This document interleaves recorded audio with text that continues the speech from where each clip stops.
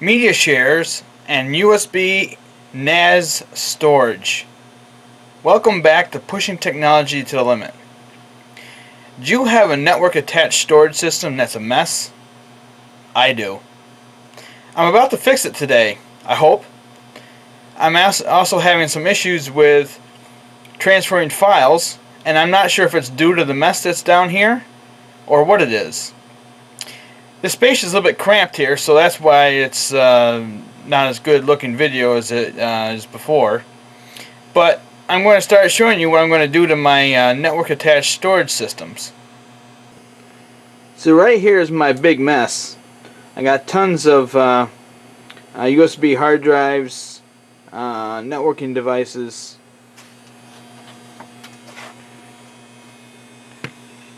Here's the media shares right here.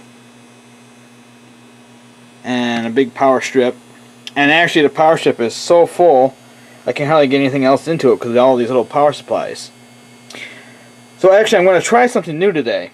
I'm going to swap power supplies. I've actually got this big PC power supply, 700 watts, and you're going to say to me, well, that doesn't work without a motherboard plugged into the power supply. Well, I did find something brand new that will work with this unit. So here, I found this switch on Amazon that actually connects into the power supply. Let me show you a little bit easier here.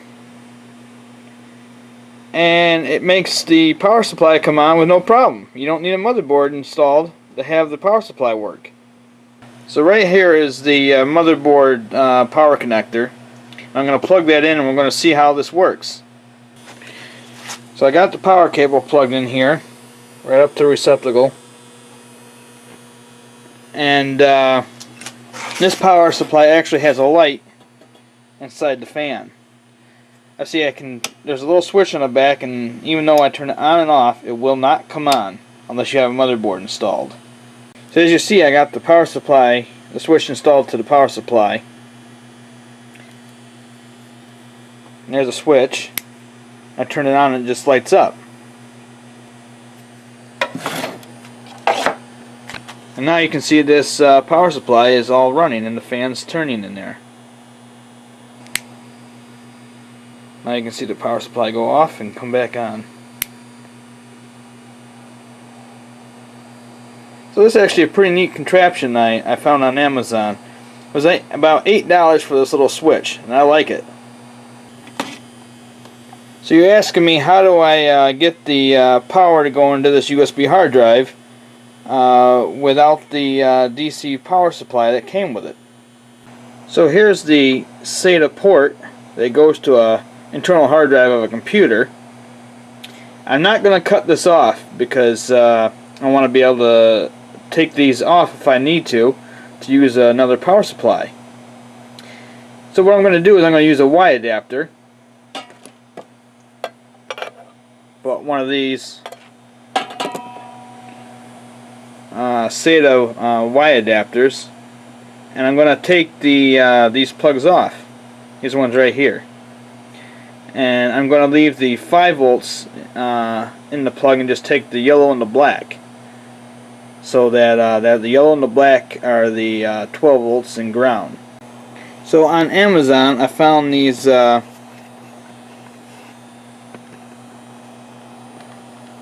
little adapters here,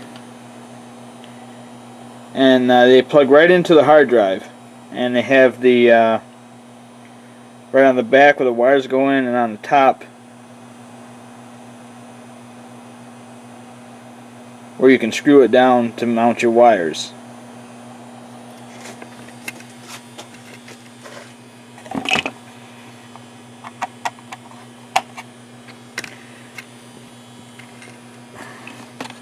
Now here it just plugs directly right into the power supply, or into the hard drive's input power supply connector. So now I got the 2 leads I'm going to use stripped now. I'm going to put them into the plug. So now here's that Y strip, and I got the power connector plugged in, screwed onto it and stripped, and so now you can see that. Now, one thing I would do before you actually plug it into your hard drive, your piece of equipment you're going to use, because you can plug these virtually into anything you want, whether they're hard drives or other pieces of equipment that have 12 volts like MediaShare.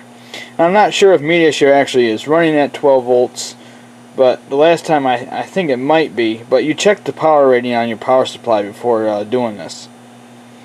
So every hard drive that I have is about at least 1 to 2 amps, and the power supply is rated for 2 amps. So this is a 700 watt power supply that I'm hooking up right now. And there's the light on the hard drive as it's booting up. So this actually does work. I just thought you might find this quite interesting. Okay, so after probably about 1 or 2 hours after splitting everything together and cleaning up stuff, the table looks much better, organized. And the other thing that I've done is I don't have to have one of those T's now, since I've gotten rid of those brick power supplies from my hard drives. In the back is the power supply running, and all the cables right here.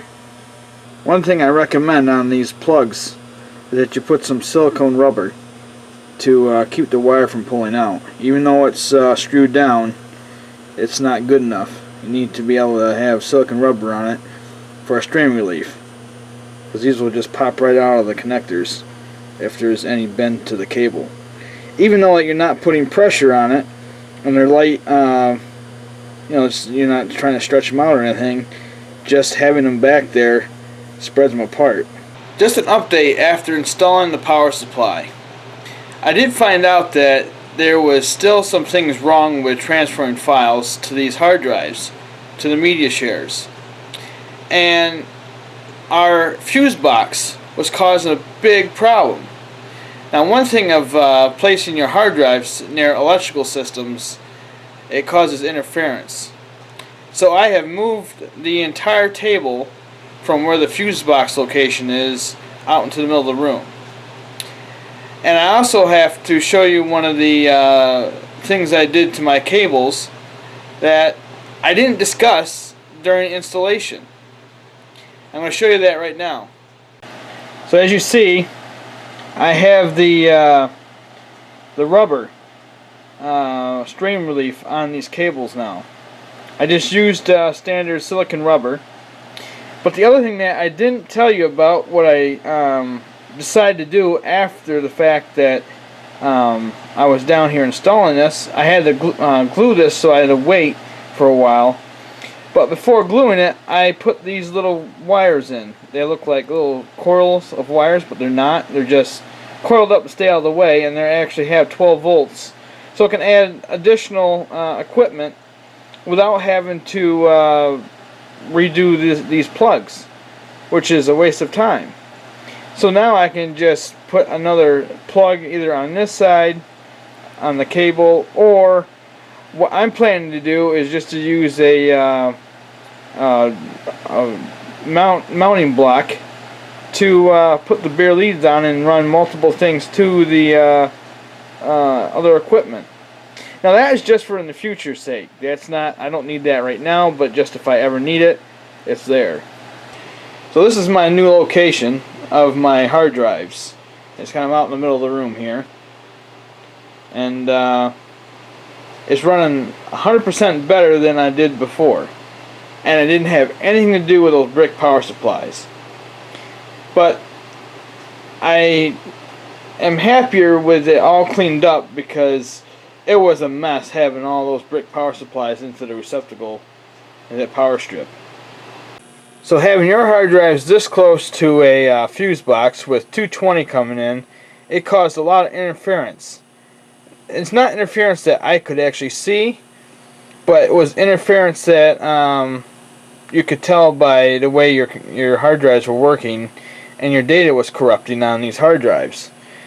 At least these hard drives were online storage. They were not the backup, like for offline backups. They were just there just so if you have too much stuff on your main computer, you can clear it off and put it down here. So now we'll just have to wait and see how well these hard drives work with the computer power supply installed. And I hope they last a lot longer than the brick power supplies I've had installed on these hard drives. So far, the computer seems to be accessing the hard drives a lot faster than they used to be.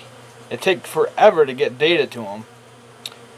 So I recommend that you do your research on this and before you start in the project. But I like it.